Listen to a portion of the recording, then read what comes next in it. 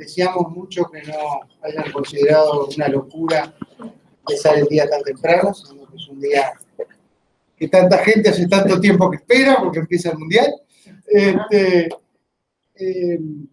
Nos retrasamos un poquito, pero ya estamos empezando. Les presento, aunque la mayoría de ustedes ya conocen, a Leonidas Carrasco, que trabaja en línea. Trabaja desde hace tiempo en todos estos temas de las huellas, en facultad, y estuvimos interactuando en el último mes, con varios de ustedes también nos consultamos sobre cómo veían el tema de la huella de agua en relación al futuro de sus negocios especialmente, y dado que hubieron varias, manifestaron que sí era un tema que al menos les parecía que valía la pena estar interesados, bueno, decidimos hacer esta primera actividad, y Leonidas tiene un sí fácil, así que se prestó para llevarla adelante. Adelante, Leonidas, muchas gracias. Con este aparatito.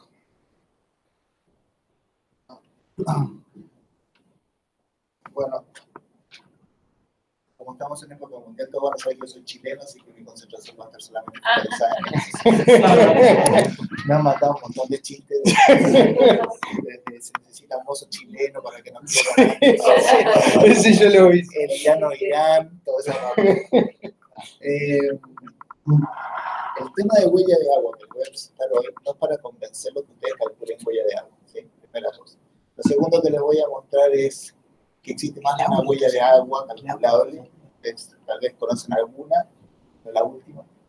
Y el foco de la total de qué es la huella de agua que se está calculando, y voy a hablar de la huella hídrica y la huella de agua, es porque permite encontrar un mix entre lo que hay como tres visiones diferentes. La huella de agua es una etiqueta vista por el mercado para ver sostenibilidad, para constatar sostenibilidad. Demanda una expertise y coeficientes técnicos que no están desarrollados para nuestra zona, que es una cosa que quiero mostrarle al final. Y lo tercero es una forma de toma de decisión. ¿Por qué hablar de esto? Les voy a mostrar ahora un caso que les puede llamar la atención, pero es una cosa que siempre está la amenaza sobre. Así que en orden voy a hablar primero sobre redes ambientales, de dónde surge esto, qué es lo que pretende hacer, cómo se llega a la huella de ISO, la 14046, que fue sancionada en el mundial pasado, la en términos mundiales, la estructura de dimensión del cálculo, que está en el original, y los coeficientes técnicos que quedan aún pendientes para el Uruguay. ¿Y por qué se debería preocupar el Uruguay de mirar esto y no dejarlo pasar? ¿Sí?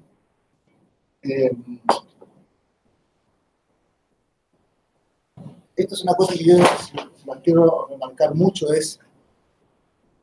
y lo voy a hacer con mi país, no hay que confiarse con ser rico en recursos naturales. Para los que no recuerdan o no conocen la historia, Chile tenía una alianza, bueno, siempre tiene una alianza estratégica con Inglaterra, y tiene un yacimiento natural de salitre. Salitre en su momento, en el 1900, era un recurso muy caro porque se usaba para fertilizar y para hacer explosivos. La fuente natural estaba y sigue estando en el norte chileno, el monopolio del comercio mundial estaba en Inglaterra, ¿sí? Y por lo tanto era un negocio que no podía entrar si no estaba en China o en Inglaterra. Extrañamente, los alemanes, para variar, tienen muy buena formación de investigación, y aparece Haber y hace el método de síntesis sintética de los fertilizantes nitrogenados. Ya acá ven, en una curva que está acá arriba, cómo son las exportaciones totales chilenas, ¿sí? Y cómo son las exportaciones de salitre. O sea, la economía chilena está abrazada a un recurso natural y colapsa. Cuando Haber tiene esta primera planta industrial en Alemania, colapsa el mercado y colapsa la economía chilena. Colapsa durante la Primera Guerra. Eso es no tener investigación sobre un recurso natural. Uno puede ser muy rico en recursos naturales, pero si uno no sabe gestionar la información, o no tiene masa crítica para gestionarlo, no asegura riqueza. Las huellas ambientales surgen tal vez de este libro que aparece en los 90, finales de los 90, que es un problema de poder sintetizar la información.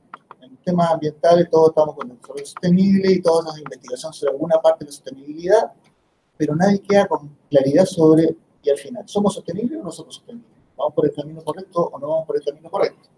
Y aparece este concepto de hacer huellas. Las huellas ambientales básicamente son hacer un balance de masa, de consumos, ¿sí?, de emisiones, y aparecen por nivel de producto, por tipo de sistema, como una forma de tomar la decisión. Es un enfoque bastante primitivo porque en este momento todavía no está contemplado la capacidad ecosistémica, la limitante ecosistémica del sistema. Por poner un caso, yo consumo agua, pero no estoy mirando en qué parte del mundo estoy consumiendo agua. Hago una huella, pero no sé qué parte, si hay agua disponible o no. El caso más patético sería Arabia Saudita, consume agua, sí, pero hacer zanahorias en Arabia Saudita tiene un volumen de agua y la de Chile tiene otra, pero no estoy mirando el contexto de Arabia Saudita o de Chile. O peor, Chile produce, no sé, en el norte con riego y en el sur con riego, pero no estoy identificando si la disponibilidad regional tiene agua o no. Después que surge la idea, hay un popurrí de vamos a hacer huella de cuántas cosas no ocurre. Huella de carbono, huella de nutrientes, la academia empieza a proponer diferentes opciones de calcular la huella. La primera huella que madura en términos comerciales y se empieza a estructurar es la huella de carbono. Todos la conocen, ¿sí? También conocen que si googlean huella de carbono, aparece calculadora de huella de carbono de la vida personal, de todas las formas, ¿sí? Cálculo de todo tipo, tamaño y color.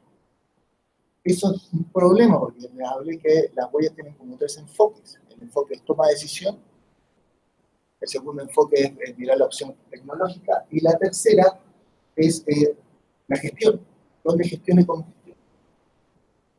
De ahí surge tener que estandarizar la forma de cálculo. Para estandarizar la forma de cálculo, uno va a una normativa ISO. El balance de masas, para los que no son del área, pero supongo que todos que sí, es básicamente cuánto se gas efecto invernadero emitido por los consumidos o secuestrados, ¿sí? Se toma una unidad equivalente de CO2 como unidad de equiparar la sumatoria, o sea, si son metano, yo le voy a hacer un factor equivalente al CO2 para poder hacer la suma de la misma unidad, porque si no, no puedo sumar peras con manzanas. Entonces, por ejemplo, si tuviese un consumo de gasoil, lo multiplico por algún coeficiente técnico que me dice quemar un gasoil en un motor me va a dar tanta emisión de gases de efecto invernadero, CO2. Pero podría ser un biogás, estoy emitiendo metano y hago un factor diferente y sigo por emitir. Al revés, podría tener un producto que me está secuestrando carbono, también tengo un coeficiente técnico y un secuestro. Hago la suma y eso es lo que me da el gas de efecto invernadero total por unidad de producto producido. Y eso es la huella de carbono, ¿sí? Una cosa sencilla, ¿sí? El problema es que los coeficientes técnicos no son fijos. El coeficiente técnico me cambia según la región, me cambia según el mercado. Uno me pide un esquema de coeficientes técnicos, uno dice, el IPCC da los coeficientes técnicos. Sí, cambia el IPCC. Pero si ven esta publicación que salió este año, aún hay una discusión sobre qué modelo usar para hacer la predicción de secuestro de carbono para ciertas cadenas. En el caso uruguayo, los coeficientes técnicos para la emisión de gases de efecto invernadero en cultivo de arroz, para investigación, Facultad de Agronomía. Para la de vacuno, que le es muy caro a Uruguay, también los coeficientes técnicos están bajo investigación. O sea, no hay un punto final en esto, todavía se está desarrollando. Y ahí volvemos al tema. ¿Quién está desarrollando esta investigación? Son los países centrales. No están investigando sobre Uruguay, están investigando sobre ellos mismos. Y ahí empiezan a aparecer que los coeficientes técnicos que antes mostré, estos factores de multiplicación, si no los generamos nosotros o no los validamos nosotros, quedamos a merced de bases de datos extranjeros. Este problema se sigue heredando. Ahora, la huella de carbono, ustedes verán que estas comparaciones absurdas de que la vaca emite esto y el auto emite esto otro, o un brócoli. Una cosa que tienen que aprender sobre las huellas ambientales es su capacidad de sintetizar información. Pero hacer esas comparaciones que una vaca emite 27 y el brócoli emite 2, sí, ustedes podrían comer brócoli para tratar de completar las calorías de comer carne, pero la funcionalidad es totalmente diferente. Entonces hay que mirar qué estamos comparando.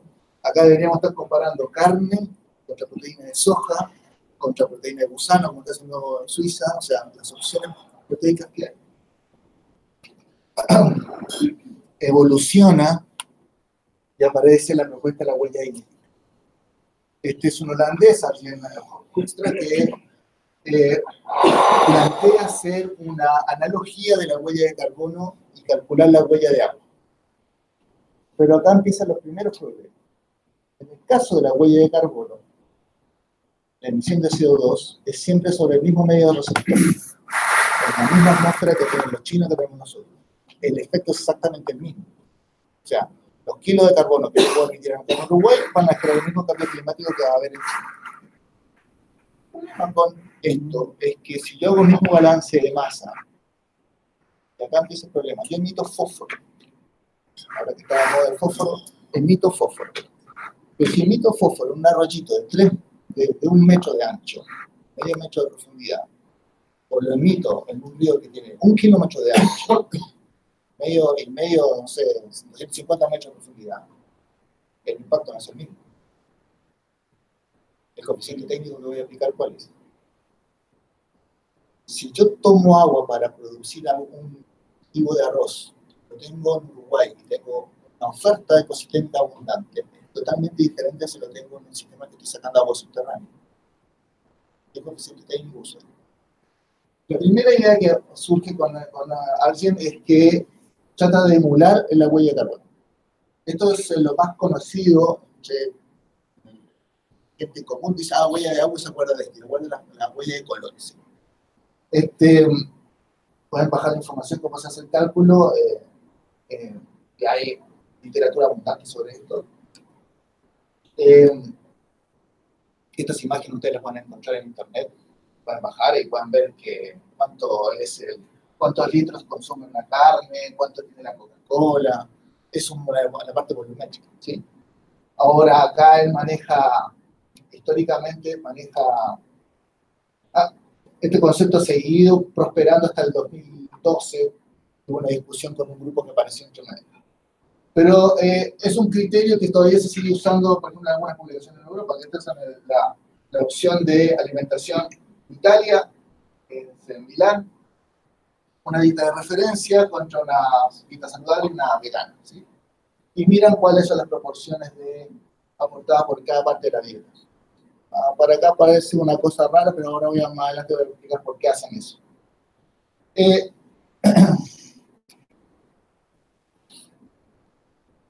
Europa está preocupada, y ha sido de hecho explícito, tiene un centro de investigación para eso, de poder ver el riesgo de su cadena de suministro.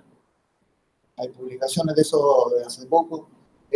Ellos están mirando que su dependencia es de recursos naturales extraterritoriales de Europa. ¿Sí?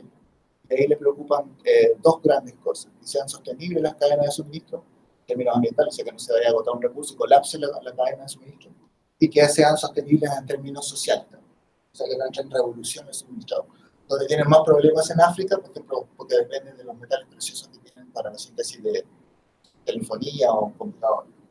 Pero en la parte de alimentación están tratando de hacer una exploración de ver cuáles son sus grandes ofertantes de alimento y cuál es la sostenibilidad de esa cadena.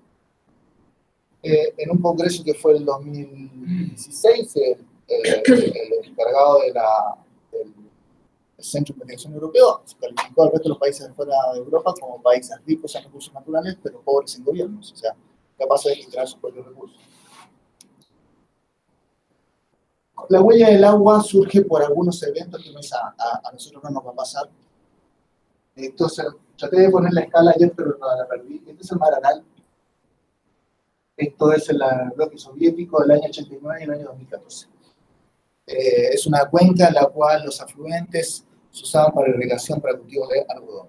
¿Sí?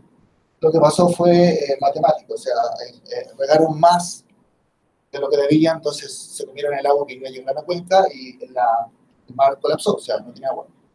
Es una cosa como extrema, le pasó a los rusos, pero a nosotros nos va a pasar. Esto es Ciudad del Cabo en marzo, febrero. Ciudad del Cabo estaba en crisis, ahora tienen lluvia de vuelta, pero el grupo que trabaja en la huella de agua a nivel mundial se trasladó ahí porque se sugería que la agricultura que estaba usando el agua cuencas arriba de la ciudad se había consumido el agua que estaba alimentando una fuente de agua potable. O sea, lo mismo que Uruguay que contamina Santa Lucía, ellos en realidad se comieron el agua que estaba llegando a la toma de agua. Tenían agua.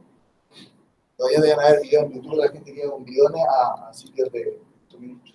Esto en California, ahora, en la nota del 2015, tiene un problema de contaminación sobre sus cuerpos de agua para funcionar. Esto es Chile. Sí, es una viveza criolla nuestra que trasladamos agua de cuenca y secamos algunos lagos que no funcionan. ¿Sí? También hemos secado ríos. En términos comerciales, la crisis del agua está dentro de los mayores ranqueados. El Foro Mundial Económico siempre saca la estadística de cuáles son los temas más sensibles. Y acá está otra tabla del 2016. Si ven, acá aparece cambio climático, mitigación del cambio climático y adaptación a la crisis del agua. Ahora, si recordamos nuestra realidad, acá este verano que pasó, nosotros lo sufrimos. ¿No? Y hace 10 años también lo sufrimos, en 2008. No es una cosa lejana.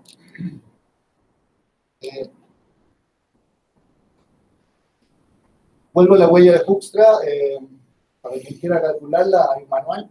Es muy sencillo calcular. Tiene el agua verde, que es el agua de lluvia almacenada en el suelo. Tiene el agua azul, que es el agua de los reservorios que está naturalmente, y un agua que inventó después, que se llama el agua gris. Las primeras huellas en los papers de él van a encontrar que habla del agua verde y agua azul. No existe el agua gris al principio, cuando empieza con la idea del balance de huella de agua. Entonces, mira, yo tengo un cultivo que funciona con secano, o sea, solamente usa agua verde, agua que está depositada en el suelo. Si la pongo riego, el plus, contabilizo el agua azul. Pero el agua gris, el agua contaminada ya quedando por fuera. Y entonces un concepto de ingeniería del agua necesario para diluir el contaminante a la norma. Es un cálculo muy sencillo. Entonces tienen que el agua azul sería todo el agua verde, todo el agua capturada por el cultivo, por evapotranspiración básicamente. Y el agua azul es cuando yo uso riego. Trabajos de esto hay, pero un montón. ¿Cómo hace él para hacer el cálculo del agua azul? ¿Sí? ¿Cómo calcula? Porque él tiene estudios mundiales. Él mira cuánto llueve en cada lugar, ese es el agua verde, cuánto deposita en el suelo, esa está por ahí nomás.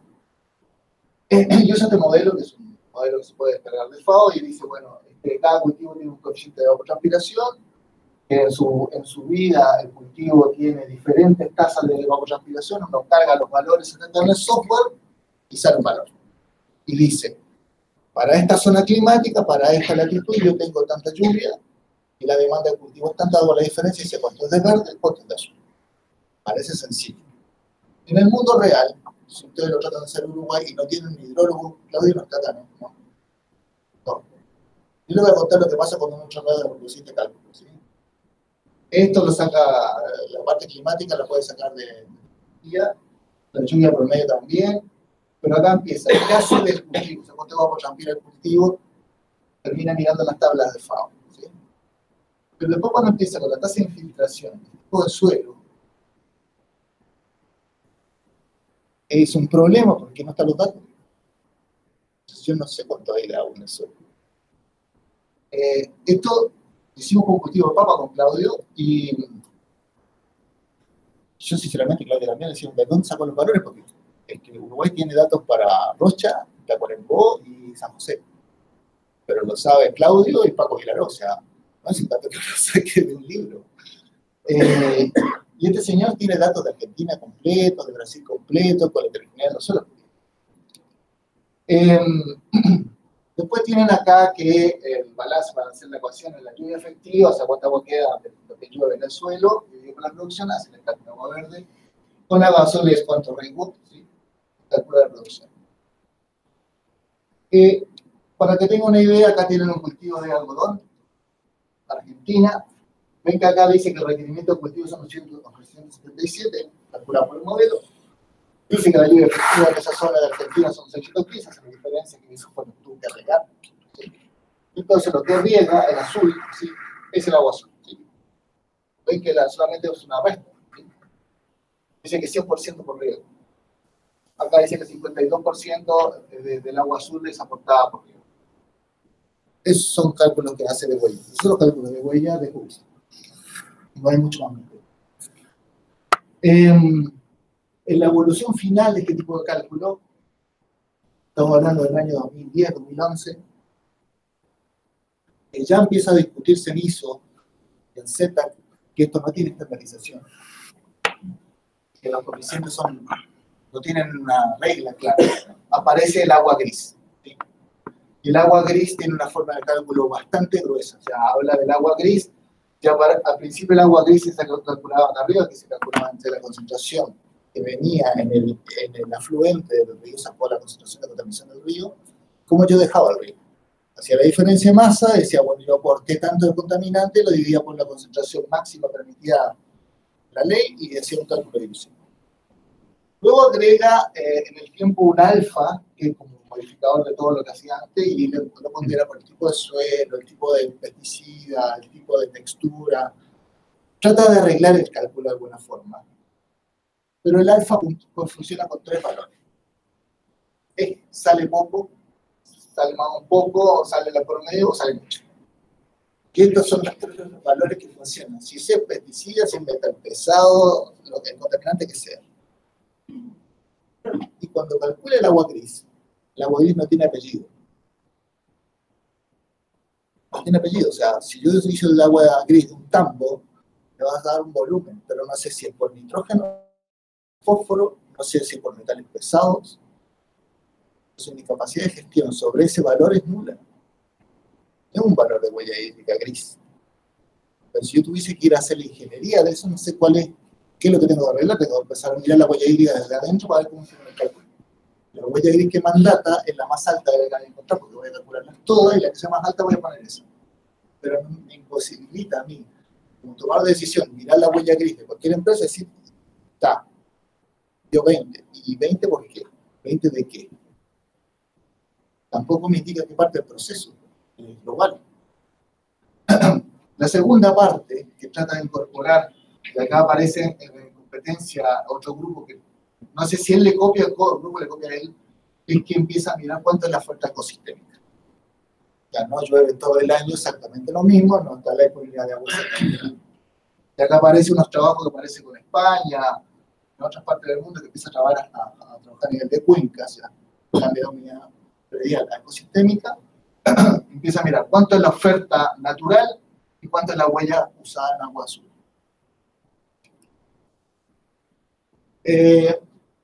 Esta huella hídrica es exitosa en propagar la necesidad del cálculo, ¿sí? Mapas tienen de todo tipo, por persona, por cadena de valor, por el arroz. Acá tiene una América Latina sobre la ropa azul, diferentes tipos de cultivos. Está la verde, la azul, la abierta, publicada en el año 2014.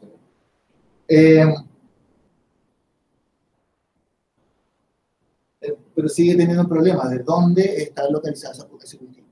¿Cuál es el problema de sostenibilidad que tiene? ¿Cuál es mi opción de gestión que tengo? En paralelo aparece una metodología que ya está implementada en eso, que son los cuerpos de ISO 14001. Los ISO 14001 tienen como núcleo de trabajo lo que se llama análisis de ciclo de vida. Eso es una estrategia más sistematizada y muy vinculada más a la ingeniería, en la cual se trata con procesos unitarios. Entonces hay una evolución histórica de la metodología. Una de las sociedades científicas internacionales que toma la metodología para desarrollar es la Sociedad de Toxicología Química Ambiental, ZTAC. Hay unos journals sobre eso. Hay un esfuerzo de Suiza por el 2000 de sistematizar bases de datos, que ustedes capaz que la conocen como EcoInvent.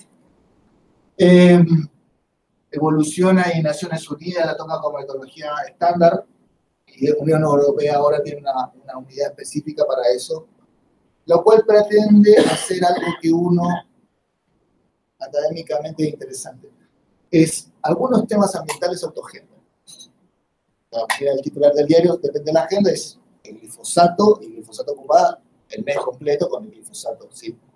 Como programa de Chimento sobre glifosato. Todos hablamos de glifosato y después de meter atracina, hablamos de glifosato y atracina. Pero en realidad, nadie sabe si es el más importante, objetivamente. O se pone a hablar de Santa Lucía y nadie sabe objetivamente si Santa Lucía es más importante. Solamente hablamos más de ese porque lo conocemos más, pero no sabemos si en realidad es el más importante. Y en ingeniería de procesos también lo mismo. ¿Qué es lo más importante en una cadena de producción forestal? ¿Son el pesticida? ¿O es el consumo de suelo? La forma de poder discriminar eso de forma objetiva es el análisis de vida. Lo que hace es definir el alcance de la comparación y decir, bueno, vamos a comparar producciones de queso, dos tipos de quesos similares, misma cantidad proteica, misma capacidad calórica. Vamos a hablar de que desde que se generan los insumos hasta que se produce un litro de queso. Definir el alcance. Pero podría también definir que el queso lo tengo hecho hasta la portera, hasta la granja que lo hace, o hasta el mercado de donde lo voy a vender. Entonces ya estoy tratando de comparar cosas similares, o sea, no estoy comparando cosas totalmente diferentes. Ya a eso le voy a agregar un factor de impacto. Esta es una forma también de calcular la huella de carbono. Ahora, en ciclo de vida, por su metodología, existen capas de información. Cada uno, que se llaman puntos medios, ustedes lo conocen como huellas. Una de esas capas es el calentamiento global. Hoy les voy a hablar sobre el cálculo de la huella hídrica, huella del agua, la ISO 14046. Y esa huella tiene 4 capas de información hasta el momento. Tiene un cálculo que es el uso de agua, que es volumétrico, ¿sí? Pero a ese se le pueden agregar el factor de eutroficación, el factor de acidificación y el impacto ecotoxicológico, o sea, el impacto de los contaminantes que van. Se lleva eso después a 3 niveles finales que son daño a salud humana, daño ecosistémico de depreciación de recursos. Metodología de eso, como la metodología es tan compleja, se formó un grupo ZTAC e ISO que se llama el Grupo Vulca. El Grupo Vulca tiene base en Canadá, Suiza y Francia. Y Nueva Zelanda también. Este es un paper que se lo quiero mirar de referencia de los métodos involucrados en el cálculo del Grupo Vulca cuando hace la propuesta para mejorar el cálculo de huella de agua. Esta es la norma actual. Existen 2 formas de calcular la huella de agua según la 1446. Una es mirar cuánto yo desprecio el recurso, o sea, cuánta agua uso sobre la oferta ecosistémica, y la segunda es cuánto yo contamino el recurso que tengo en el sistema. Por poner un caso, se penaliza sacar agua de una cuenca. En el caso chileno, de sacar agua de una cuenca a la otra, se puede hacer penalización negativa dentro de la norma. O sea, no, eso sería el peor escenario. El peor escenario para Uruguay, Canal Amplioni. Sacar agua dulce hacia el mar en forma acelerada lleva una huella negativa. La segunda, de acá, es tierra de nadie. Hay factores de conversión de la emisión en eutroficación, ecotoxicológico y acidificación. Luego, esos cálculos se pueden propagar a daños en salud humana, que son algunas aproximaciones metodológicas. ¿Cómo se calculó la oferta ecosistémica? Hay un modelo que se llama WaterCap 2, creo que se llama, ahora me olvidé, que es creer o morir, o sea, es una base de datos alemana que hace un cálculo y una estimación de la oferta ecosistémica de agua. Hay un mapa calculado del estrés hídrico por zona que se puede descargar de Google y está para todas las regiones del mundo. Si miran Uruguay, cuando uno está cercano a uno que no tiene disponibilidad de agua, si uno mira cuando está cerca de cero que tiene mucha agua. Si ven Uruguay tiene una infinidad de datos en la costa. Ahora Uruguay es un homogéneo, o sea, Artigas, Río Negro, Cerro Largo, da exactamente lo mismo, 0,0. ¿Sí? Hasta que alguien investigue más eso, Uruguay va a ser una cosa así como ya.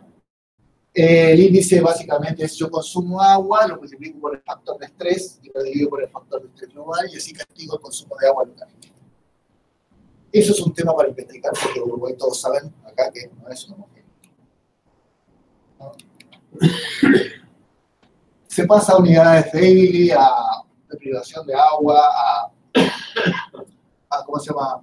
A factores. Hay un modelo de Pfister, un modelo suizo, que dice cómo pasar ese consumo de agua, solamente el consumo de agua, sobre el recurso ofertado regionalmente, a daño en nutrición humana. Se hacen estimaciones de eso. Estos valores que parecen como sacados de margen, imagínense a alguien en Europa comprando, ¿sí?, que no conoce Uruguay, que no conoce África, y tiene que decir, bueno, a ver, ¿cuál es el que tiene mayor sostenibilidad? Estos valores los miran. Evolutivamente, Vulca está en una pugna con el grupo de Hoekstra a nivel internacional.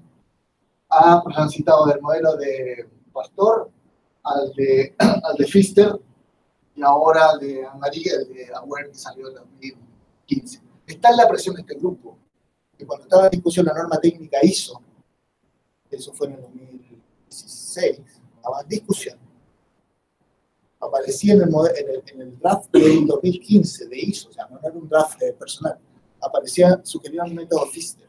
En 2016 ya aparecía sugerido el método de Vulca de Anne-Marie, un método oficial que no estaba publicado. El paper no estaba publicado. Se hablaba de un paper que estaba en tal turno, en el número de la página, pero no estaba publicado. Ahora está publicado, pero se publicó 2 años después. El lobby que tiene este grupo es impresionante. Este grupo está en conflicto en FAO con el de Hoekstra.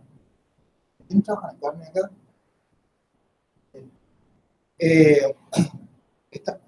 Me vinieron a hablar de consultar a un amigo que trabaja con INAC, ¿sí? Y tenía una duda porque fueron a la conferencia FAO del IP y se encontraron con que había una mesa en la cual habían unos que hablaban de las aguas azules y grises y verdes, y los otros le hablaban de que eso era obsoleto. A escala internacional en Europa existe un conflicto sobre quién controla qué mesa sobre el cálculo de vuelo. Hoekstra se niega a desaparecer como que metodológicamente es obsoleto, pero hay ciertos grupos que siguen existiendo, entonces existe una mezcla. En América Latina existe una mezcla. Colombia calcula huellas de colores, pero según ellos hace 14046. Argentina hace poco dice que está haciendo, nosotros tenemos un seminario mensual, webinar mensual, todos los que trabajan en el área de huella de agua, sobre el estado de desarrollo. Y se presenta huella de agua de Tampos, y dice 14046, empieza a mirar y hay un cálculo de huellas azules multiplicado por factores de ecotoxicológicos, hizo un mix entre un método y el otro. Digo porque se van a encontrar con eso, y lo de la carne se lo van a encontrar con más frecuencia porque todavía no está resuelto. Termino con algunas cosas sobre Uruguay. Son datos casi publicados, en la fuente que yo no lo he pasado bien. Uruguay tiene, para que sepan, 3 ecorregiones de calidad de agua.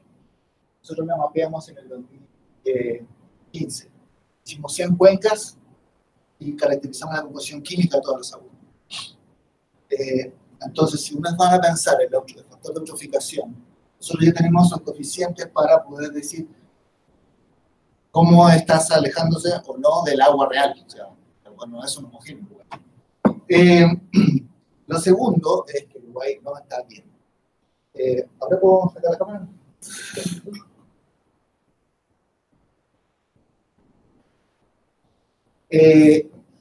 Estos datos existen, pero no se los puedo mostrar. Estos son los niveles de fósforo total en agua. ¿Sí?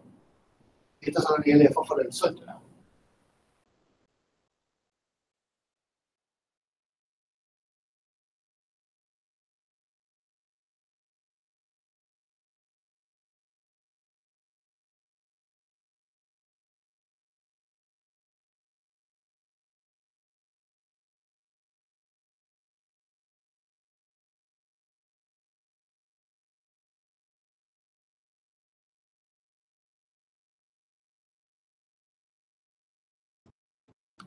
¿Sí?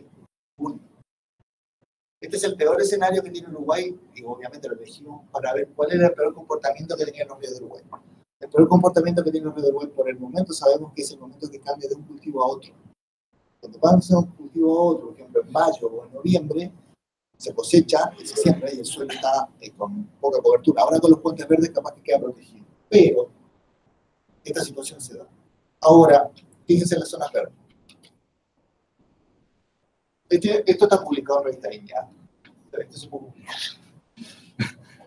Aquí me estamos con... Este no lo pasa, se me cámara todavía. La zona verde, ¿sí? Es lo que está cero problema en mayo. ¿Sí? La zona roja, la que está totalmente fuera de la norma, inventamos un margen 100 en ese momento porque pensamos que iba a ser 100. En amarillo está lo que está entre 25 y 100. Siguiendo el mismo criterio, este fósforo disuelto. Este fósforo disuelto en noviembre. Este fósforo total en noviembre. No me pregunten por qué está dando mal acá. No, todavía no tengo claro.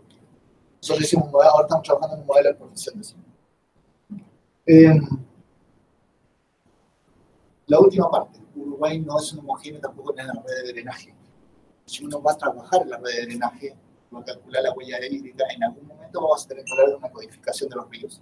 Estados Unidos lo tiene, Brasil tiene una, esto es como un número telefónico, según el nivel de drenaje en que uno esté trabajando, va a tener una numeración específica. Nadie va a hablar de la cuenca de Santa Lucía o de la cuenca de Tacuarembó, va a decir el río. Una numeración específica, dependiendo de la región del hemisferio, va a tener eso. Acá tiene la red de drenaje alta resolución y acá tiene la misma sacando los ríos de orden 3.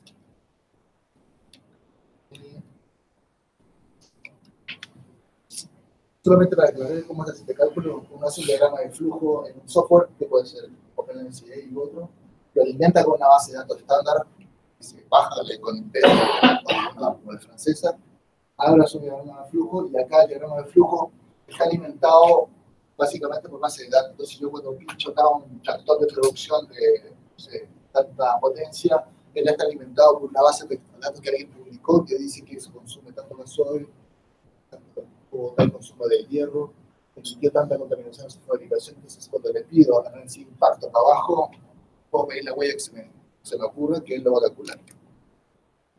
Estos son análisis de la metodología de cálculo de impacto. Más de alguna tiene el cálculo de huella de carbono. Este es el método de huella de agua. Así se calcula la huella de agua ahora. Y esto solamente para recordarles el poder de una equivocación publicada. Este es un cálculo de la huella hídrica de carne, hecho por unos suecos, cuya base de datos es una tesis en horticultura. Si ustedes ven que acá tenemos semilla de sésamo regada, ven la huella azul. Bueno, huella verde, huella azul. ¿Sí? Entonces, la dieta que tiene un ganado en Uruguay, todos saben que comen sésamo. Ese es un peligro que tenemos si no lo publicamos.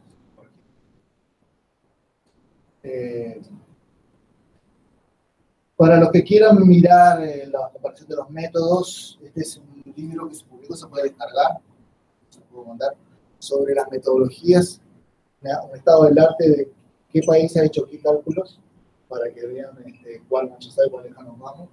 Porque hay una preocupación a nivel hemisférico de cómo se aplicaría esta huella a nosotros. Porque nosotros, en general, hemisféricamente somos bastante de recursos naturales. Lo cual no es malo, ¿no? Pero nosotros en realidad vendemos información, no vendemos carne, vendemos carne con información arriba, carne etiquetada, carne con calidad. Entonces, no por eso estoy propaganda aquí, pero básicamente el mercado es eso, uno vende información si es inocuo, si tiene valencia de nutrientes, y la última estado es yo no daño el ambiente porque yo me aseguro que lo que estoy comprando no daño. La metodología, yo tuve dentro de los grupos que estuvo en contra del cálculo de huella de agua. Se perdió la votación internacional, ya es parte del escenario global, ya no queda otra que calcularla. O sea, Uruguay en NIT ha tenido una postura de no reconocer que esto ocurre. Han llenado y ha sido una posición de bloque, todos los que estamos en el Consejo deben respaldar al Ministerio de Ganadería, decir que Uruguay no reconoce la huella de agua. El C1446 no ha sido validada para Uruguay, existe.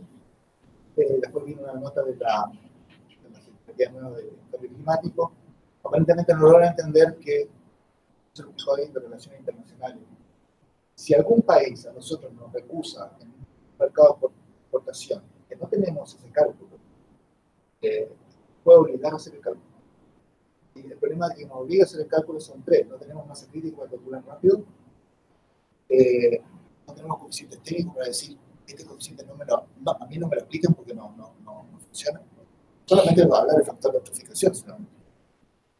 Y la oferta ecosistémica por el momento nos favorece, pero si nos cambian ese mapita que está ahí, no hay elementos de juicio para decir ese factor no importa.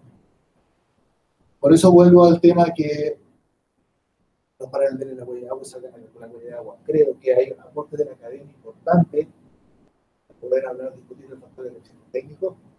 Hay un aporte importante de parte de la política pública sobre cómo implementar esta norma si se llega a aplicar, sobre todo en el mercado uruguayo.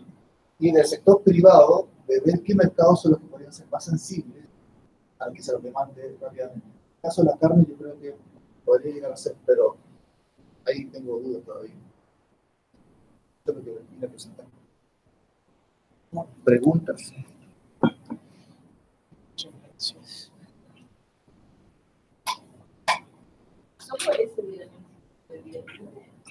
El OpenLCA sí. Sí, OpenLCA hay 4 software de cálculos. Está el CIMAPRO, con Lotto, el Rally4 y el OpenLCA y el Bright 2. Los 4 primeros eran software cerrados, o sea, tú compras la llave, el CIMAPRO se configura para la dirección MAC de la computadora, o sea, para lo que no saben, o sea, si le instalan a esta máquina no lo puedo sacar de esa máquina. No es una llave física. Rigurosamente cuando se te cumple el año de licencia se cierran. Nunca más ves los datos. Ya nos pasó. El primer año que compramos uno, pasó eso. Después nunca más compramos. Nosotros nos asesoramos con Canadá después. El OpenLCA lee las bases de datos. Hay varias que son disponibles. La más completa es el Coinvent. Lo que haces es tomar el software, carga la base de datos, puedes jugar con él, puedes bajar el OpenLCA, puedes bajar una base de datos, por ejemplo, la Agribalis de Francia, puedes hacer una estructura y calcular las huellas porque los impactos se levantan. Lo más difícil es tener la base de datos adecuada, porque, por ejemplo, ahora estamos calculando huellas de rotación de cultivo y nos encontramos cómo calcular la erosión. La metodología. O, por ejemplo, usamos metsulfurón y el metsulfurón no figura en la lista porque los europeos creo que no usan metsulfurón. Entonces, ¿qué factor de impacto le pones al metsulfurón? Te dice, sí, lo puedes sintetizar, pero habría que hacer toda la línea de síntesis del metsulfurón. O sea, un análisis ciclo de vida del metsulfurón sintetizado por alguna cosa que te compraste. Y acá compramos en China. O sea, ¿por qué método usan los chinos? No sé. Pero eso lo puedes hacer, eso es fácil. Las bases de datos son libres excepto Coinvent. De Coinvent te sale $4.000 la licencia anual para una persona. Es la más potente, pero no significa que sea la más completa. Harvester de la empresa forestal no aparece ahí. La vez que hicimos ese cálculo con ingeniería, tuvimos que construir el Harvester. El Harvester era importante porque se come la mayor parte del balance energético, una cosa importante. Los factores de impacto son, tienes que creer o morir, o si te dice que el factor de impacto es tal, si es eso, o sea, no. Es lo mismo que los factores de impacto de la emisión de gases de efecto invernadero de los vacunos uruguayos. Ven, ahí yo no me conozco bien el estudio, pero cambiando la dieta cambia el factor, o en el caso del arroz también, no es el factor por defecto que aparece en el modelo. Entonces ahí el aporte sobre, por lo menos decir que ese valor no es el valor nuestro, es un aporte. O cuando dices cuál es la metodología de análisis de impacto, o por lo menos cuestionar cuál es la que hay que aplicar, sería un avance. No es una postura que pueda tomar alguien de decir, no, simplemente no me lo apliquen. O sea, ahí la academia tiene un aporte importante en decir, ¿por qué no aplicar? Por ejemplo, el factor de eutroficación, yo creería que la Facultad de Ciencia tuviese un aporte en sobre eso y tiene trabajo sobre eso.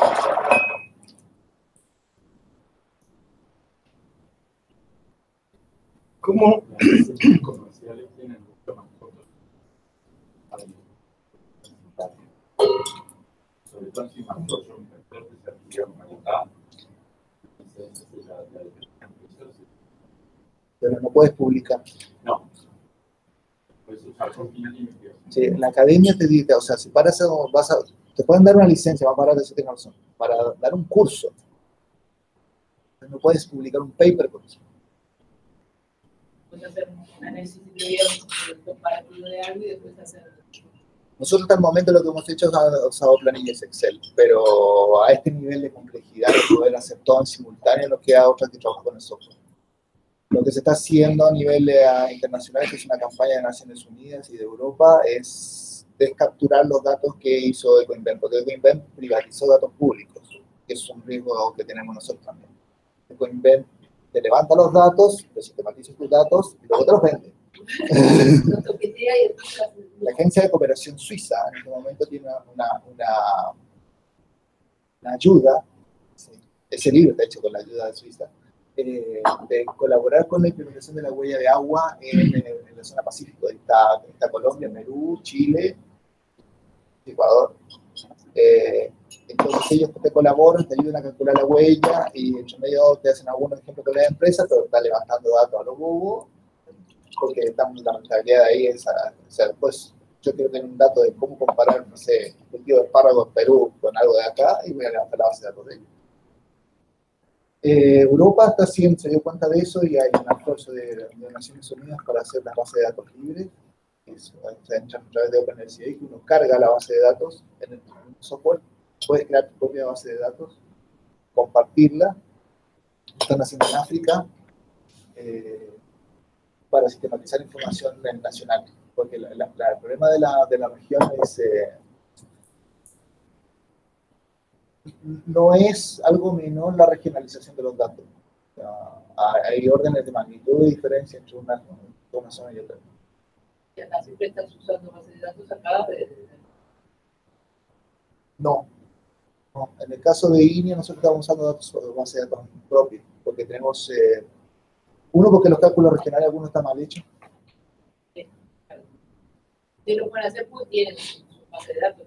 Que hacen el análisis de no sé, compraba, como decía, de queso tal con el tal. Comparar el que es mejor la botella, la Coca-Cola botella de vidrio retornable, la Coca-Cola botella... Ah, no, ahí vas a morir en la base de datos. O sea, en realidad tomas datos de datos de otro lado. Sí. No tiene que desarrollar todo. La ventaja comparativa que tiene Uruguay es justamente la base de datos que tiene en sus propios sistemas de investigación. No está sistematizado. Hay una propuesta con LATU de hacer una base de datos global para acceso público, o sea, no, hacer algo parecido a lo que hizo Francia. Todavía no lo hemos hecho. Francia trató, el AgriBalis es una base de datos como decía línea, de tratar de que no se le privatizara el dato hecho con dinero público. Es una cosa que nosotros hemos discutido bastante con LATU. Carlos no vino, Carlos Seizar. Con Carlos Seizar nosotros hemos estado viendo un diseño con LATU de hacer una base de datos conjunta para poder... La cantidad de información que tenemos nosotros acumulada es enorme. Pero no juntar planillas de Excel, o sea, tiene un formato específico, una trazabilidad del dato y una especie como de cura del dato, es decir, este dato es un dato que lo puedes leer, o sea, que no te pase que estás tomando de horticultura para darle comer a las vacas, o sea, ese tipo de errores son como de base.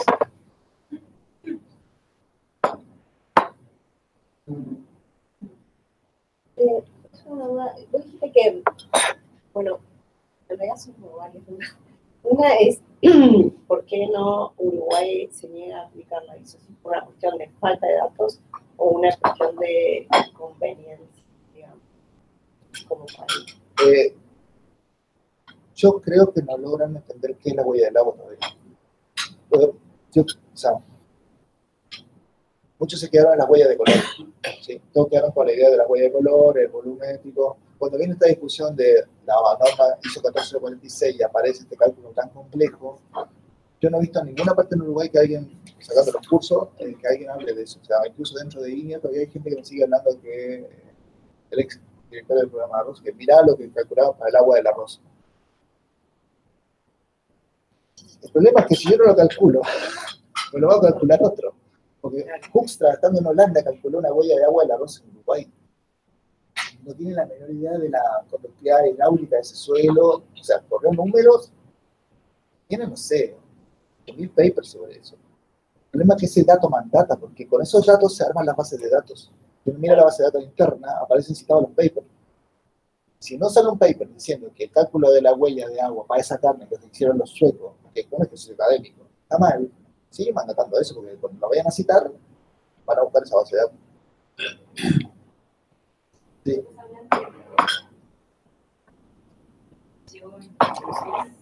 Hay sellos.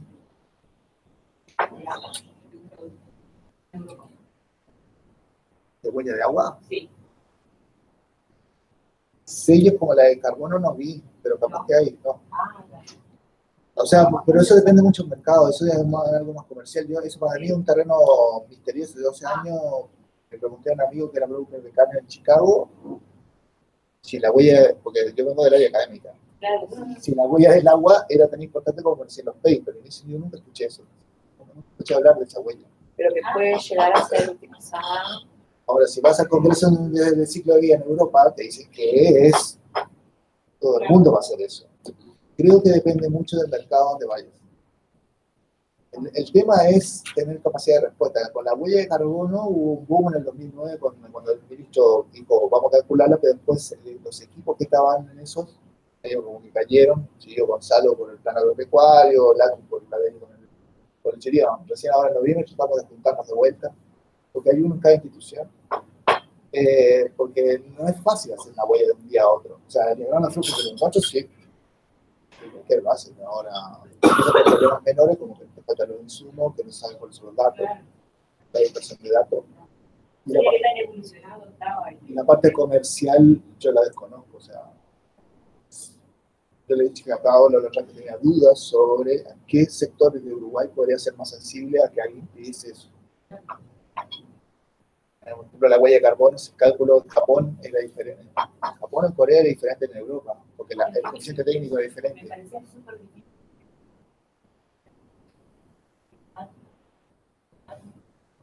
En ISO existen una normativa de 3 tipos de etiquetado.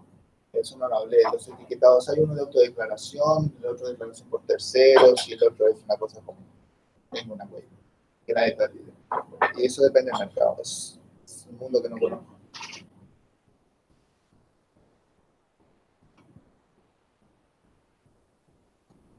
Pero bueno, siguiendo con mi duda, más allá del tema de que puede ser usado para abrir o cerrar mercados, también está la toma de decisiones internas.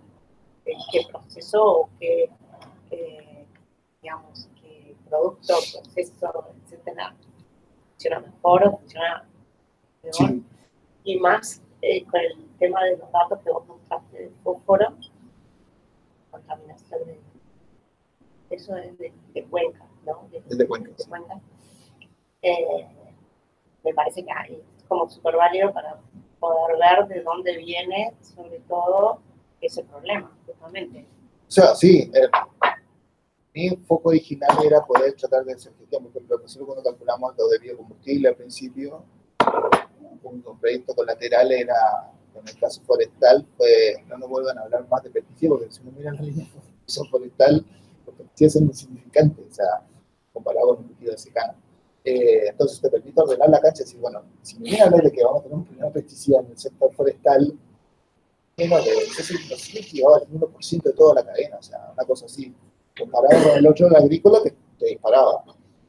O mirar el consumo energético de la síntesis de todo, al final, todo lo que ahorrabas en la producción primaria, cuando entrabas en la fase industrial, se perdía porque evaporar agua y mover se iba todo lo demás. Para eso te permite académicamente saber dónde poder gestionar. Por ejemplo, una cosa que siempre resaltaba, que el mayor ejercicio que había que hacer en un cultivo era el manejo de fertilizante, porque se consumía toda la energía, todo el agua, todo eso. Entonces permite sistematizar la información sobre dónde mejorar, cosa que la otra huella no te permite. Lo segundo es que te orienta la gestión, porque te puede decir que no tengas un problema de consumo elevado de agua, pero sí de contaminación. En el caso del arroz. En el caso del arroz, difícilmente, sacando a Andrioni, el balance de huella hídrica vaya a armar porque la oferta es muy alta. Quedan las dudas, ¿sí?, sobre el efecto de cuál es la sumatoria de fitosanitario. Ahí no sé, porque se usa la rotación, se usa un botón de una mezcla. Nosotros usamos esto también, por ejemplo, para haber contado el tema del glifosato. Tomamos las rotaciones y miramos todo el impacto toxicológico, miramos cuál era el que pesaba más. Glifo no está dentro. Glifo creo que ranquea 20. Hay 10 que nadie nombra nunca, que son los que son más tóxicos que el glifo, están arriba. Entonces, ahí hay sugerencia técnica para decirle al ministerio, en vez de estarse preocupando, hay temas que son tu agenda, en vez de estarse preocupando, porque sale el titular de la prensa que todos se acuerdan, hay uno de nombre más difícil, que son más tóxicos, que se usan, no sé, nada, pero son mucho más tóxicos que el glifo. Entonces te permite sistematizar cosas. La otra, el avance final que tiene esto, que yo no puse acá, es en la planificación de cuenca. Hoekstra planteó la idea, la hizo en España, la planificación territorial, hizo una evaluación del ordenamiento territorial y la huella hídrica del ordenamiento territorial.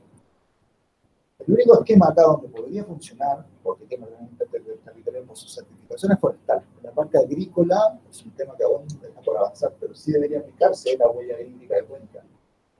No voy a meter en el tema que no quiero meterme, que es la ley de riego. La ley de riego tiene conceptos de cuenca, calidad de agua, de recepción y de emisión, que son muy coincidentes con lo que estoy contando de huella de agua. La nueva ley, la vieja ley es como, no puedo hacer nada con eso. Sí hay elementos de política pública que se articulan con esto, que podrían simplificar la lectura, es decir, esta cuenca está andando bien, está andando mal. Emprendimiento, por ejemplo, en lucha contra el caso de UPM. Consume mucha agua, poca agua. Es una herramienta objetiva para decir que sí, y comparar internacionalmente, sí. Frente a esa oferta ecosistémica de agua, está consumiendo qué porcentaje de agua. Crear impacto de forma estándar, o sea, no decir que no, es mucho, es poco. Respecto al fósforo, la misma historia. O sea, ¿quiénes son los grandes ofertantes de fósforo? ¿Quiénes son los grandes? O sea, de quedar ponderada la situación y no decir, sí, va a echar una gota más, se va a rebalsar. Sí, se va a rebalsar, pero lo rebalsaron 20 más antes que llegara a rebalsar.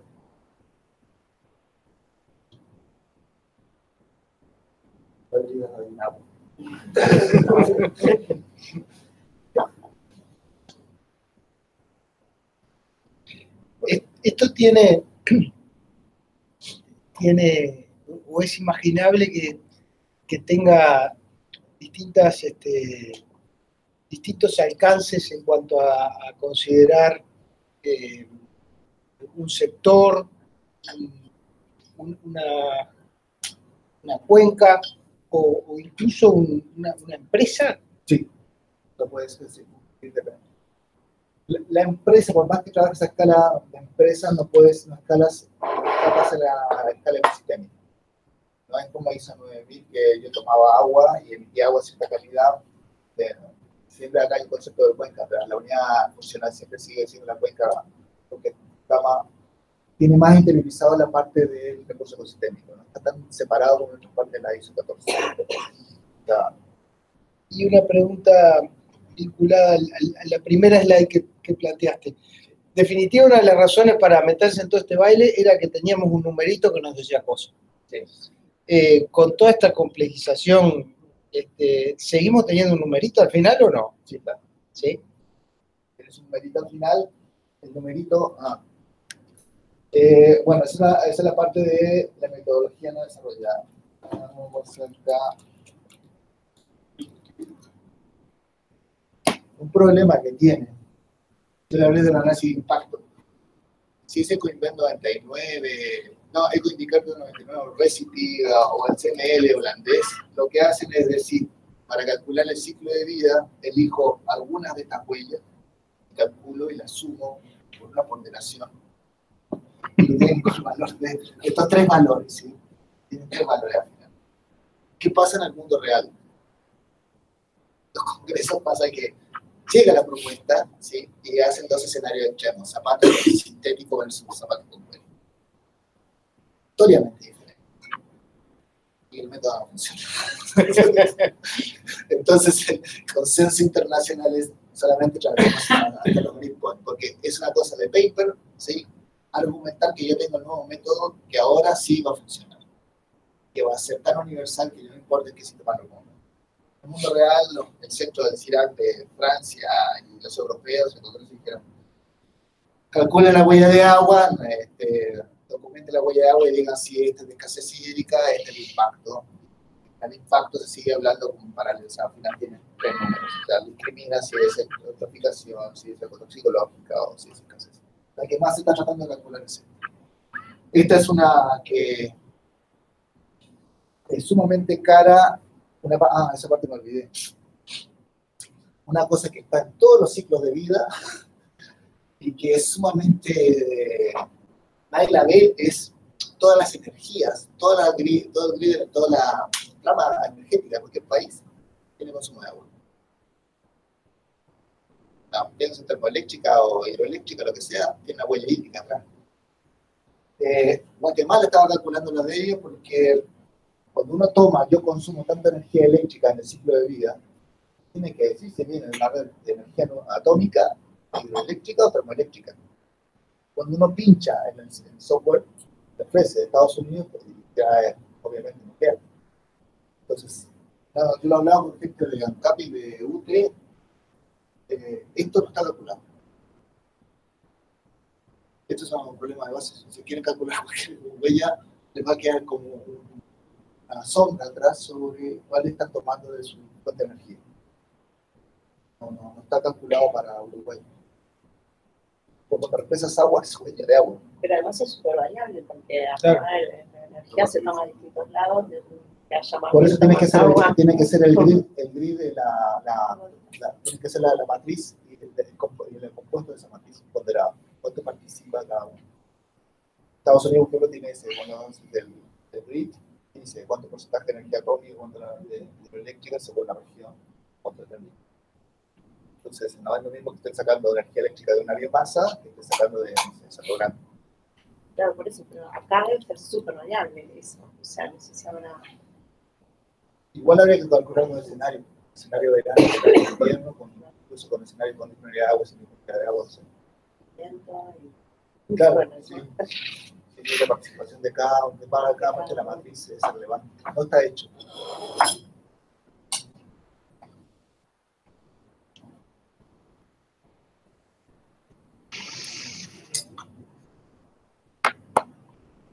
Muy bien. ¿Más preguntas? ¿Comentarios? yo tengo otra. Dale, adelante. Te preguntaba la solución más lugar. Eso, más como que involucra a todos, o sea, cómo nosotros como Centro Tecnológico de Agua podríamos aportar a que, digamos, a desbancar un poco esto. O sea, por lo que vos decís, falta mucho dato, falta sistematización de datos, o falta ponerse de acuerdo en qué vamos a utilizar, no sé. Me parece que quizás como Centro Tecnológico del Agua podríamos aportar o caminar o hacer algún trabajo diciendo, bueno, vamos a aportar a ver cómo sería la mejor cálculo para Por poner un Uruguay. caso, es carne, porque yo fijo la carne. La cadena de producción de carne tienes la parte de producción de biomasa para darle comer al animal. Esos datos debería tenerlo CINIA, o algún producto. Después tienes la producción de carne en sí del animal. No tiene mucho consumo de agua. Pero después cuando entras a la fase industrial, ahí es cuando queda, es un problema importante porque la tecnología que se está usando, no sé qué coeficiente técnico tiene que usar de el agua que usan dentro del proceso, pero después tiene una emisión. Y esa emisión va a ir a una cuenca. De ahí, por ejemplo, la disponibilidad de agua no puede ser 0,011, o sea, debería tener una cosa más difícil. Ahí falta una parte hidrológica. Debería una capacidad de carga también sobre cuánto se podría aportar de fósforo o de nutrientes sobre ese curso de agua, tener una cuantificación de factor de respuesta. Yo he hecho tantos kilos de fósforo ahí y voy a tener un factor de respuesta muy diferente si lo tengo en otro río. Por poner las dos ecorregiones, si yo me voy a Cerro Largo, que es la zona que tiene menor conductividad eléctrica, que es el agua más limpia, bueno, natural, no es que esté más limpia, tiene menos salinidad, ¿sí? Aportar un poco más de fósforo ahí va a tener una variación mucho más importante que si lo hago en, no sé, en Río Negro, que las aguas tienen mayor salinidad, mayor aporte de carbonato, o sea, y el ecosistema va a tener un impacto totalmente diferente. Los impactos se ven sobre la unidad de cuantificación de destrucción ecosistémica, de cuántas especies desaparecieron también. Eso es una por la parte de la academia que lo tendría que responder. Hay una parte de ingeniería de balanceado. Yo no sé si está calculado, porque los balances de cuenca para esas cuencas específicas. Son las cuencas más delicadas al principio. Porque las cuencas, por ejemplo, de donde se están alimentando las tomas de agua de OCE y las tomas de agua para producción de energía. ¿Quién es usted? Ahora, ¿quién es UPM? Ah, bien. Ellos son los que están más avanzados de todo en el país. En Europa ellos presentaron varios trabajos en el Congreso Ciclo de Vida.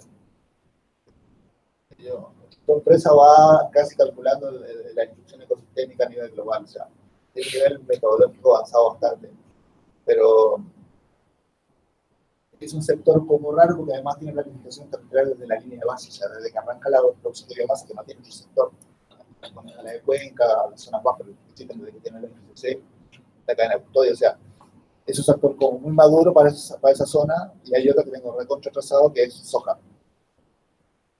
Soja para China es un sector que va como otros países. Ahora, soja para China está en la misma rotación que podría participar, por ejemplo, la ganadería. No tiene ordenamiento territorial, factores de coeficiente de impacto son todavía en desarrollo, lo tenemos que copiar. No tenemos idea cuánto podría ser agregar un frigorífico más en alguna de las cuencas que tenemos. Tiene impacto cruzado con la toma de agua de ocio. Esto es la parte negativa. La parte positiva es que es fácil de resolver, ¿verdad? No es tan rápido.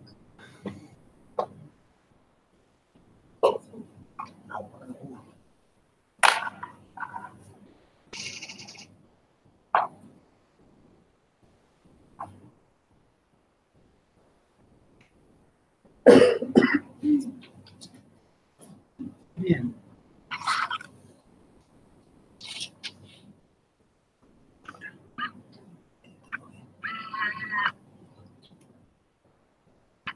¿Comentarios? ¿Preguntas?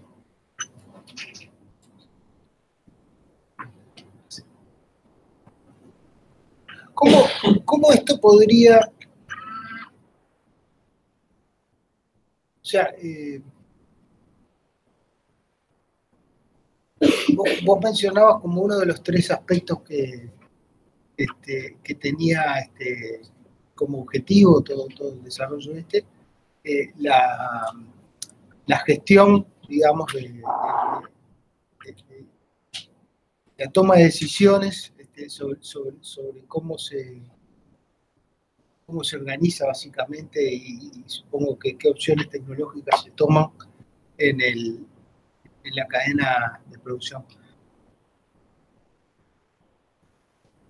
¿Cómo? A mí por eso te preguntaba lo del nivel de empresa. ¿Cómo llega eso hasta una unidad de producción?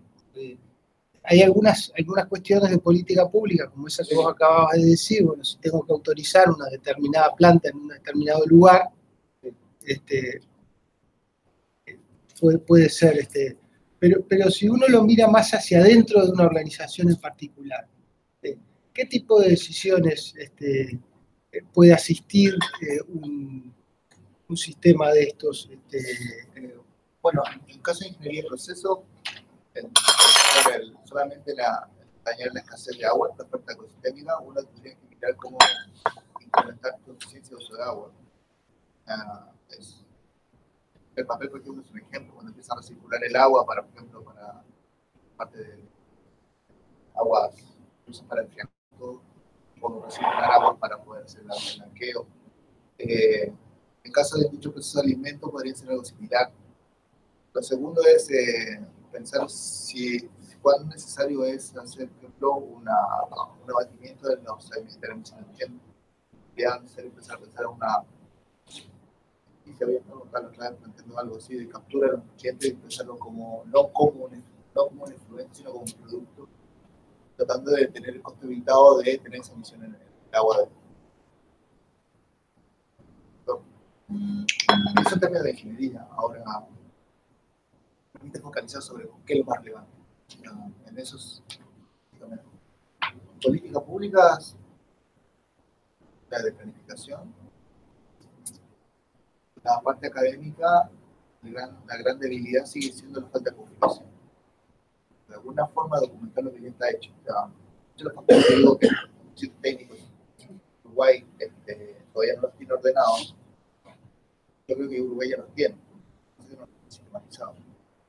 Que falta para poder enfrentar ese tema con coherencia, tener una agenda, una hoja de ruta, es decir, qué es relevante para la academia en este campo que pudiese aportar, porque la academia tampoco lo sabe. Este tema en la Facultad de Ciencias no se maneja. Hemos cuidado de gestión ambiental, es un tema como una cosa lateral, porque bueno, es hablar ya de pescado, es como un tema muy alejado de la parte de... Lo segundo es que nadie tiene el concepto de cadena. Todos están trabajando en el curso de agua que tiene una emisión de fósforo y que subió el nivel de fósforo y está preocupado de desarrollo, pero no están mirando que eso en realidad fue una efecto colateral. Entonces, tener una hoja de ruta que le diga a la academia, a la empresa y a la política pública cómo esto podría, o sea, cuáles son los primeros pasos serían necesarios para que no fuesen cosas desarticuladas. Por ejemplo, voy a hablar con Dinagua y me dice, sí, bárbaro, ¿y cuál es el factor de coeficiente que vamos a aplicar? No tengo idea, o sea, habría que preguntarle a la academia cuál es el factor de eutroficación y para cuál cuenca. De ahí falta el feedback de la empresa, que la empresa me diga, en realidad deberíamos partir por el sector cálico. Estas cuencas son las que deberían arrancar primero en su evaluación. No todo el país, sino estas cuencas. Para poder tener un producto concreto al final. Salir con un paper más que dice que tenemos niveles de fósforo con un reducido tal valor. ¿Qué hace con ese valor? Un diagnóstico. Lo que falta es una propuesta de no sé, ¿qué haces con ese valor? No sé, no tiene por qué ser el mejor valor. No tiene por qué ser todas las cuencas. Puede ser una cuenca específica para tratar de armar la masa crítica que prospere después y siga resolviendo el problema. Por ejemplo, a mí ya no me da más la cosa, pero sí se debería armar un equipo, por ejemplo, para el sector de carne, o sí se debería armar un equipo, por ejemplo, para responder un tema específico de producción de papel, aunque no debería tener un problema, para hacer un grupo semilla que interactúe los tres, o sea, qué factor de eutroficación vamos a usar ahí, qué balance hídrico vamos a usar ahí, qué es lo que realmente necesita el sector industrial para ese problema específico. Pero hay una etapa de aprendizaje que no hemos recorrido todavía. Afuera lo hacen, porque ya lo hicieron esa parte. O sea, Canadá lo hace en un centro que se llama el CIRAC, que lo hemos puesto la sigla en algunas slides, y los traje en 2013. Ese es un centro que ese centro es un centro que es una conjunción de universidades, no es una sola universidad. Y lo que hace es como sistematizar a todos los que están trabajando en el mismo tema en metodología. Entonces su background para respaldar metodológicamente en el cálculo de weights es muy fuerte. Vas a ese centro y ya generar masa crítica como para calcular una huella ya a nivel no académico, sino como un spin-off de la universidad.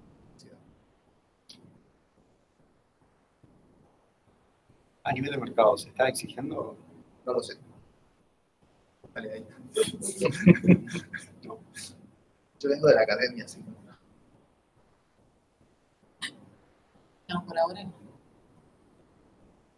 Nosotros creemos que Pau está levantando el tema, pero en el corto plazo van a empezar a... corto plazo, ¿cuántos años son? Yo creo que de acá a 5 años seguro que está en boga el tema. De ahí a que te empiecen a exigir algo va a faltar, ¿no? Pero Hay otro sector que es, usted lo debe conocer, el sector la apicultura uruguaya. La apicultura uruguaya recibió como 3 o 4 golpes seguidos con papers.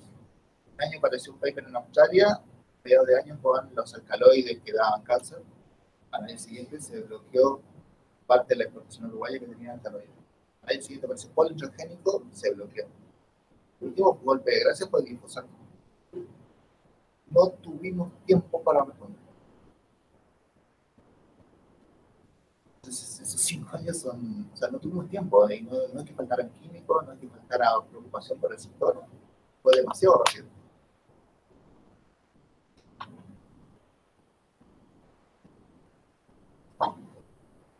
O sea, si entiendo un poco que vos planteás, como que la primera tarea que tenemos como país, digo, ¿no? Vinculada al tema, tiene que ver con determinar cuáles son los ámbitos más críticos de aplicación. Eso generaría, o eso daría como el marco para estudiar cuáles son los datos de base que se necesitan, y cada uno de los tipos de datos que se necesitan requeriría determinar si existen o si hay que hacer algún tipo de investigación más básica, digamos, para determinarlo. Ese como que sería el proceso, y sería bueno que en ese esfuerzo de sistematizar la información, eso quedara en un ámbito público y protegido, digamos. Sí. Que eso entiendo es un poco lo que decía que estaban trabajando como estrategia país debería haber una hoja de ruta de decir cuáles son los áreas sensibles, que básicamente podrían ser arroz, leche, carne, forestal tal vez, ¿no? En un punto en el cual se encuentran los tres sectores, ¿no? Que siguen trabajando para Perú. Por una cosa de sentido común, o sea, yo no podría empezar a ver cuánto tengo que utilizar en el factor de eutroficación de un río si no sé si ya llegué a la meta para lo que necesita el mercado. Lo segundo, cuánta fineza tengo que tener el balance hídrico de la cuenca, también, o sea, y lo otro, el feedback de la empresa es necesario. El sector público debería estar en pleno conocimiento de eso para poder saber cómo gestionar, ya sea comercialmente o de ordenamiento territorial, cómo gestionar eso en el resto. O sea, que, asumo que deberían ser experiencias clonables en el tiempo, replicables, porque lo que se aprende ahí va a dar origen a las futuras consultoras que van a hacer sus cálculos de huella, bueno, no van a seguir siempre lo mismo. Experiencia para otros sectores que se van a agregar. Comercialmente, pues, talenteo, o sea, preocupación. Nosotros, lo que dije al principio, nosotros vendemos datos, no vendemos productos naturales. Tenemos una carne que no te va a hacer nada, que no te vas a enfermar y que no está dañando el ambiente. Eso es lo que estás comprando afuera. Si quieres disponibilidad de pagar, no el chino que está muerto de hambre, sino el que está con disponibilidad de pagar, el mercado que hay que competir. Bueno, cuando debe competir por volumen, competir por calidad, y la calidad se diferencia por información. Entonces tiene que ir de una forma transparente y estandarizada. Y es una... No es que yo crea que la huella de agua va a ser sostenible el sistema, pero sí la vamos a hacer. Solo decir que tenemos la información, o tenemos el know-how cómo calcularlo, es una ventaja. Tenemos ventajas importantes con respecto a la región. ¿Cómo está la región en eso? Si miras Brasil son como varios Uruguay. Hay una zona en Brasil que tiene un análisis de lluvia muy avanzado, más avanzado que Europa, con desarrollo metodológico propio a escala de producción agropecuaria. El resto de Brasil es África, o sea, es un nivel de conocimiento básico bajo. Y el problema de la gestión. Sus regiones son demasiado difíciles de tener tanta área. En Chile hay un núcleo que está vinculado a ProChile, sector de exportación. Pueden creerlo, ¿no? Creo que hace poco se dieron cuenta que el consultorio estaba falsificando el cálculo de huella, que la huella venía abajo, porque eso es marketing, ¿sí? Que no, o sea, hay una parte comercial acá de jugar al truco de quién tiene la huella más baja, que es el mío transparente. Argentina tiene un centro de investigación muy bueno, que es el de Pablo Arena de Mendoza, que trabajan directamente con los grupos suizos y canadienses, o sea, se hablan directamente, ¿no? De intermediación de CETA Codeizo. Colombia surgió bastante con el apoyo suizo y está como tercerizando su experiencia en otros países, incluyendo Chile. Guatemala va ahí, México, eso es el centro de referencia. Pero México es igual que Argentina y Brasil, que es una parte que sabe mucho y el resto del territorio que es súper cosa. Pero la gran ventaja que tiene Uruguay es su capacidad de gestión. Eso en Uruguay no se ve. Por ejemplo, los planes de uso manejo que implementadoras de cuando se le compara con Brasil o con Argentina, se asombran de la resolución espacial o de la cantidad de información que hay por unidad territorial. Es fácil gestionar, es fácil sistematizar la información. Ellos todavía están en una escala que es unos 200.000, son unos 20.000 de resolución espacial con un manejo de la unidad, o sea, qué es lo que pasa en cada parte del territorio. Eso es una ventaja comparativa importante. Y que el sistema es confiable. Hasta que no caiga en desgracia la confiabilidad, la confianza. Un dato de Uruguay es un dato que se mira con confianza, no es un dato que diga, no es claro. Es una cosa a favor.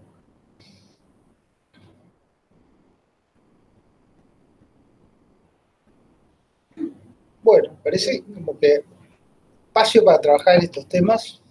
Yo diría que arrancamos por la hoja de ruta. Por lo menos una hoja de ruta, una hojita, así. Porque Ani no está acá, ¿no? Ani no está. Ani está en el aire. No, a ver, antes que arrancara la charla, si ustedes tenían una expectativa sobre la huella de agua, quería hablar del agua de Colonia. ¿Sí? O no sabían nada. Eso es lo mismo que le pasa al resto. O sea, si vos le vas a decir a Ani, vamos a trabajar en huella de agua, seguramente con el que estás hablando, me escucho hablar, pero no tengo mucha idea de qué va a hacer. A mí me pasa internamente en India. Acá el LATU me relaciono con Carlos, porque con Carlos ya llevamos años hablando de los... O sea, tenés un problema de comunicación, digamos. Sí. Digo, no lo digo personalmente, digo porque el tema es difícil de comunicar. Yo creo que estamos en un contexto social diferente. Hace 2009, me acuerdo que mi jefe Jorge fue a Nueva Zelanda y me dice, allá en la televisión sacaban noticias si la huella de carbono de la manteca de Inglaterra o la Nueva Zelanda era más baja en el supermercado. Acá nadie habla de eso. En Francia salían las boletas y la huella de carbono que uno había pagado. Es cultural. En ese ambiente es valorado tener esa información. Ahora uno va a cada supermercado que es valorado. Si no tiene gluten, si no es diabético, si trae sal, o sea, culturalmente estamos predispuestos a eso porque el medio nos dice eso. Ahí termina la huella del agua. Nosotros tenemos una noción de que este país es rico en recursos naturales, o sea, acabar nunca el agua. Excepto este verano, pero bueno, está bien. Siempre es cultural.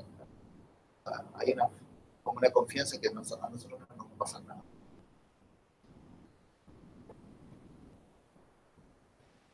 Bueno, yo diría de ir cerrando por acá. Les pido, sí, por favor, que se tomen 2 minutitos para rellenar el formulario, que esta vez lo hicimos online, para que o on paper, para que queden seguidos, sí, porque si no, al final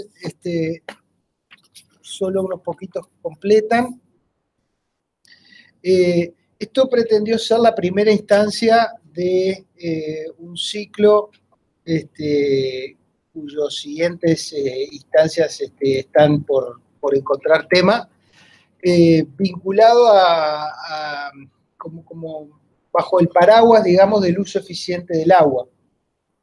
Entonces aprovechen ahí el formulario también para eventuales sugerencias o inquietudes referidas a cuáles podrían ser esos temas de este ciclo que fuéramos identificando y encontrando agenda.